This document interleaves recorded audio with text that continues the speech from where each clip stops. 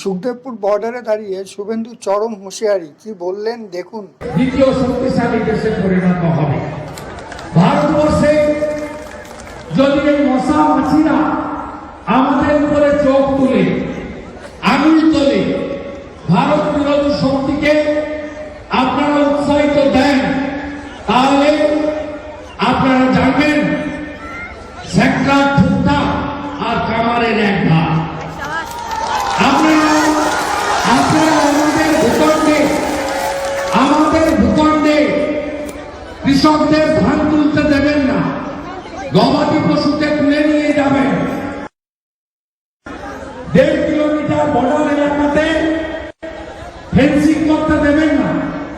এই রাজ্যের মুখ্যমন্ত্রী তার দলের সমস্ত কর্মচারীরা কি বলেন বিএসএফ দায়ী, বিএসএফ কে রেপিস্ট পর্যন্ত বলেছেন এরা। কোথায় নেমেছেন দেখুন।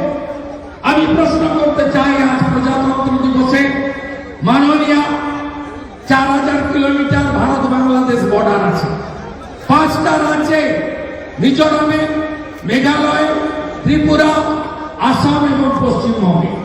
সবচেয়ে বেশি বর্ডার কার? পশ্চিমবঙ্গে 2200 কিলোমিটার। আপনি 596 কিলোমিটার জমি দেননি কেন? জমি অধিগ্রহণ আইন আপনারা জানেন 1894 সালে ল্যান্ড অ্যাকুইজিশন অ্যাক্ট, কালেক্টরের হাতে, যাকে এখন আমরা ডিএম বলি, সেকশন 4, ভারত সরকার টাকা দেয়, ভারতের স্বরাষ্ট্র দপ্তর যত টাকা লাগে দেয়, যত মূল্যে জমির মালিকরা জমি দিতে চান সেই টাকাই মোদীজি সরকার দিতে চায়, অমিত শাহজির দপ্তর দিতে চায়। কিন্তু রোহিঙ্গা মুসলমানদেরকে ঢুকিয়ে জনসংখ্যা বদলে দিয়ে আজকে পশ্চিমবঙ্গকে দখল করে নিতে চায় না, জনসংখ্যার বিস্ফোরণ ঘটিয়ে। তাই 596 কিলোমিটার জায়গায় কাঁটাতার দেওয়ার জন্য জমি দেয়। বিএসএফ কে 17টা চৌকি করার জন্য জমি দেয়নি পশ্চিমবঙ্গ সরকার।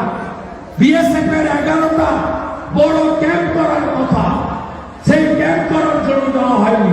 এমনকি আপনাদের 25-50 কিলোমিটার এলাকায় বিএডিপির আন্ডারে প্রচুর কাজ করতে চায় ভারত সরকার। রাস্তা করতে চায়, নিকাশি করতে চায়, আপনাদের স্কুল বাড়ি দিতে চায়, স্বাস্থ্য কেন্দ্র বানিয়ে দিতে চায়।